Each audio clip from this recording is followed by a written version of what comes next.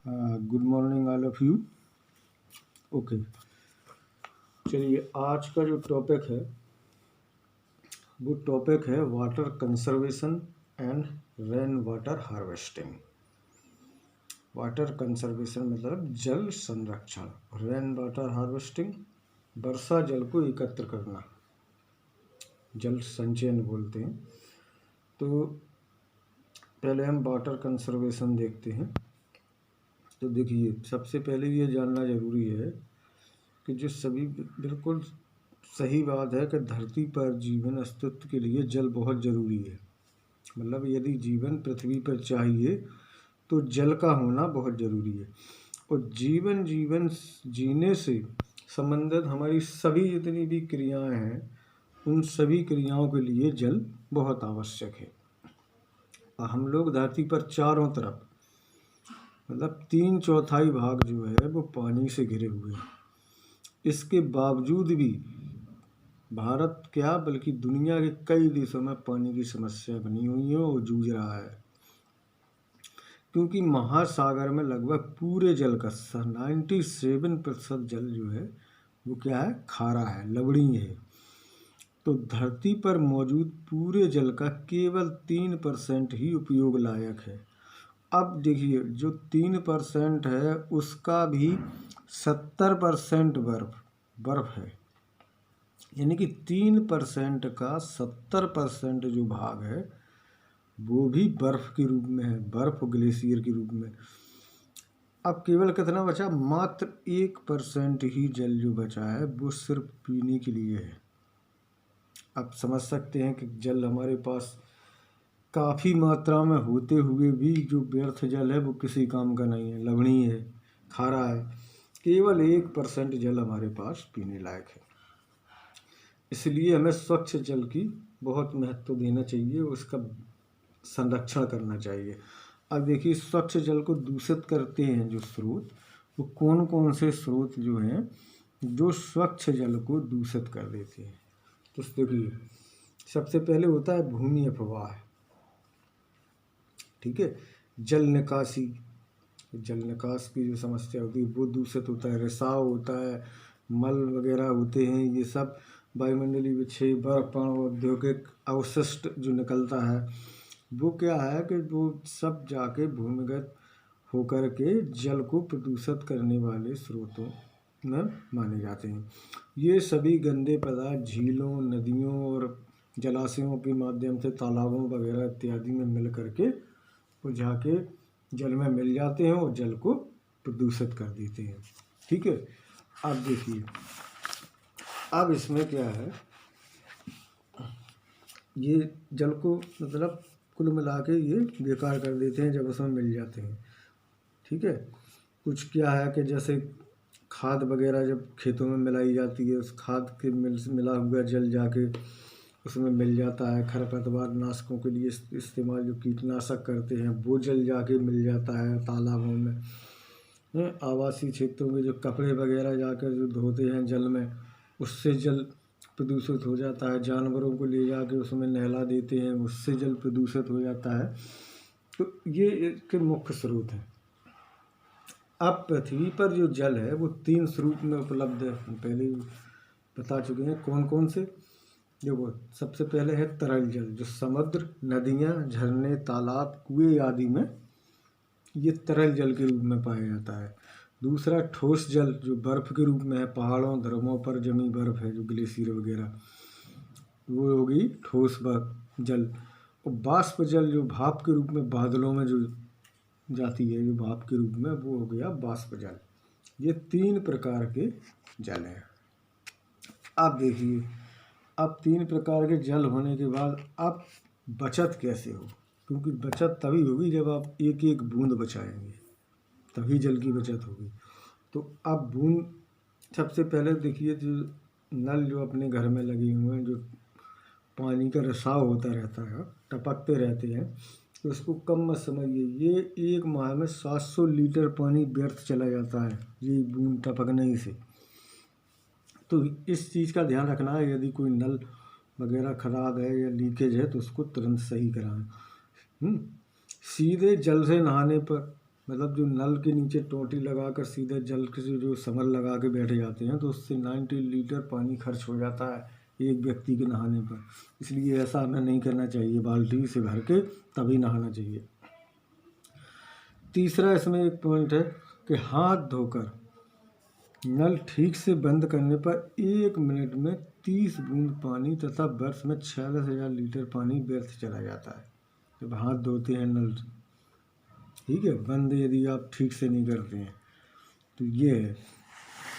अब देखिए इसका अगला पॉइंट है कि पाइप से बगीचे की सिंचाई पर पानी की भारी बर्बादी होती है। यानी कि जब पाइप से ड्रिप द्वारा करना चाहिए, ड्रिप सिस्टम जो चल गया है उससे पानी जो है आधा लगता है, ठीक है।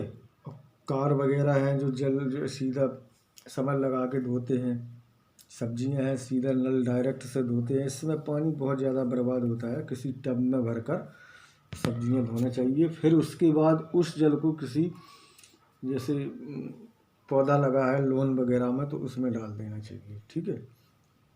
नहर में वगैरह से जो सिंचाई होती है वो ड्रिप के माध्यम से होनी चाहिए।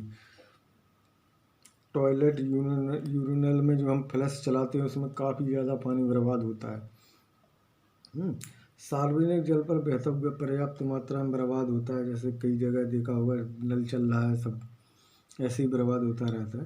तो इन सब चीज़ों का ध्यान रखना है, ठीक है। तो वाहन वगैरह है उनको सीधा एक बाल्टी से धोएं, डायरेक्ट ना धोएं। शेविंग ब्रश करते समय नल बंद रखें, उनको चालू न रखें, ये सब चीज़ें ध्यान रखना है।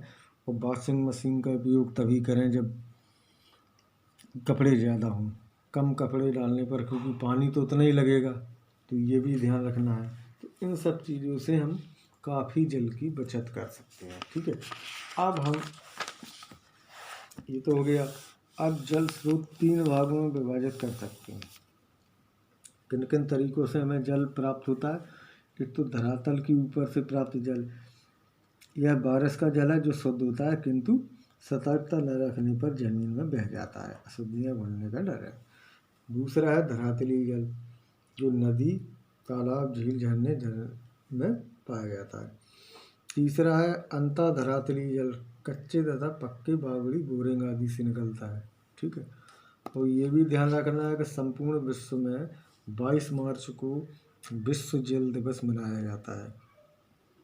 इसका मुख्य उद्देश्य है लोगों को संरक्षण करना, जागरूक करना कि जल हमें कैसे बचाना है, क्योंकि जल है तो कल है, ठीक है।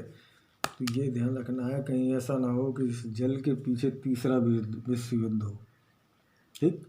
अब इसमें हम आगे चर्चा करते हैं, वो है रेन वाटर हार्वेस्टिंग, यानी कि वर्षा जल संचयन या संग्रहण। तो वर्षा का जो जल है उसको हमें कैसे उपयोग में लाना है। तो वर्षा के बाद इस पानी को कार्यों के लिए उपयोग में एकत्र करने की प्रक्रिया वर्षा जल संग्रहण कहलाता है। यानी कि वर्षा का जो जल आता है उसको उपयोग के लिए एकत्र करना वर्षा जल संग्रहण कहलाता है, ठीक है। अब इसकी आवश्यकता क्या है, क्योंकि पानी पहले भी बता चुके हैं पानी की एक बहुत बड़ी समस्या है, तो इस जल को हम एकत्र करके इससे काफ़ी कार्य कर सकते हैं, ठीक है। इस जो वर्षा का जो जल है उसका हम बहुत समाधान कर सकते हैं। अब इसके लिए उपयुक्त स्थान कहाँ कहाँ हो सकते हैं, तो उसके लिए वर्षा जल को एकत्र करने के लिए हमें जहाँ पर कम भूजल वाले स्थान हो, दूषित भूजल वाले स्थल हो, पर्वतीय विषम जल वाले स्थल हो, सूखा या बाढ़ प्रवाहित वाले स्थल हो, वहाँ पे हम जाके इनको एकत्र कर सकते हैं, है ना। और जैसे प्रदूषित जल वाले स्थल हैं जहाँ पर जल ही खराब है या खारा जल है, तो वहाँ पे हम कर सकते हैं इसका प्रयोग, है। कम जनसंख्या वाले स्थल पर कर सकते, अधिक खनिज व खारा पानी जहाँ पे है हम बताएं, ठीक है। तो इन जगहों पर हम उसको लगा सकते हैं। अब इसका उपयोग क्या है, वर्षा जल जो है वो क्या है, शुद्ध होता है। इसका जो pH है कितना होता है 6.95, और pH जो है 6.50 से 8.50 तक शुद्ध माना जाता है। ठीक है। तो इनका उपयोग हम कहाँ कर सकते हैं? बर्तनों की सफाई के लिए, नहाने धोने, कपड़े धोने, शौच आदि के लिए, सिंचाई के लिए, जानवरों के पीने नहलाने के लिए। हैं? तो इसमें हम इन चीज़ों का उपयोग कर सकते हैं, जो हम वर्षा का जल एकत्र कर सकते हैं। ठीक है। अब इससे लाभ क्या क्या होंगे? तो इससे लाभ होंगे, जैसे भूजल और सरकारी जल की जो आपूर्ति है उससे आप बच जाएंगे, क्योंकि जो पानी की लाइन आती है उसके पैसे देने पड़ते हैं। जब आपके पास पर्याप्त पानी है तो उसकी आवश्यकता कम पड़ेगी। ठीक है। जहाँ जल स्रोत नहीं है वहाँ कृषि कार्य संभव हो जाएगा, क्योंकि आप बारिश का पानी एकत्र कर लेंगे। ठीक है। उच्च गुणवत्ता और रसायन मुक्त शुद्ध जल की प्राप्ति होगी। जलापूर्ति की न्यूनतम लागत है, बिना लागत के एकत्र होना है। गिरते भूजल को भी उठाया जा सकता है इससे। यह जल हर प्रकार के घातक लवणों से मुक्त होता है, इसमें कोई भी घातक बैक्टीरिया नहीं होता है। ठीक है। और जो ज़मीन के अंदर जो जल होता है उसका बाष्पीकरण नहीं होता है, ये भी ध्यान रखना। ठीक है। तो ये इससे लाभ है, प्रत्यक्ष और अप्रत्यक्ष दोनों लाभ हो जाते हैं इससे। अब एक चीज़ और बताएं कि वर्षा जल संरक्षण के उपाय क्या हैं।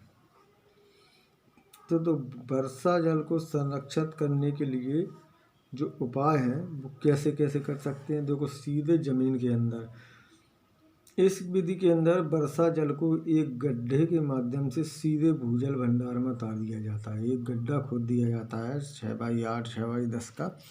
फिर उसमें कुछ मोटे पत्थर, इसके बाद कुछ हल्के पत्थर, उसके बाद बालू वगैरह डाल के तो उसमें जल को उतार दिया जाता है, तो वो सीधा ज़मीन के अंदर जाता है। तो एक तो ये माध्यम हो गया वर्षा जल को एकत्र। दूसरा, खाई बनाकर रखा रिचार्जिंग। इस विधि में क्या है कि बड़े संस्थान, जैसे बड़े बड़े संस्थान बने हुए हैं, उनकी काफ़ी बड़ी बाउंड्री है, तो उसके चारों ओर बड़ी बड़ी नालियाँ, खाई सी खोद दी जाती हैं। तो उन नालियों में पानी उतार दिया जाता है। यह पानी जो है ज़मीन के अंदर चला जाता है और भू स्तर को बढ़ा देता है। अब तीसरा इसी में है कुओं में पानी उतारना। वर्षा जल के जो मकान के ऊपर जो छतों को जो पाइप लगा के जो पानी नीचे हम लोग उतारते हैं, उस पानी में और पाइप जोड़ के अगर आसपास कोई कुआ या कोई पुराना है जो चालू हो, उसमें जाके जोड़ दें तो सीधा पानी कुएं में उतर जाता है। ये केवल कुएं को रिचार्ज नहीं करता बल्कि भूस्तर को भी बढ़ा देता है। ठीक है। एक तो ये हो गया। इसमें एक और है, जैसे टैंक में जमा करना। यदि कुएं में नहीं है आसपास, तो एक बड़ा सा टैंक 2000 3000 4000 5000 लीटर का एक टैंक बनवा रख लें, और वो पानी जो बारिश का आता है वो उसमें एकत्र हो जाएगा। जो अपने जो मकान पर जो बना हुआ है इस तरीके से, ये जो अपने मकान के चारों तरफ ये जो छत है, इस पर जो पाइप द्वारा जो पानी उतर के आता है, तो इस पाइप पे यहाँ पे जैसे एक टैंक रख दिया 5000 लीटर, ये जो इसमें जोड़ दिया आके, तो ये बारिश का जो भी पानी आके इस टैंक में भरेगा, तो ये आप उपयोग में आएगा। लंबे समय तक इसका उपयोग कर सकते हैं आप, शौच के लिए, बर्तन धोने के लिए, कपड़े धोने के लिए, जानवरों को पहलाने नहलाने के लिए है। तो ये जो वर्षा जल है तो काफ़ी समय तक इसका उपयोग किया जा सकता है। तो ये सब चीज़ें, इसको ये जो चैप्टर था वाटर कंजर्वेशन और रेन वाटर हार्वेस्टिंग, ये इसको पढ़ना, लिखना, समझना। ठीक है। ओके।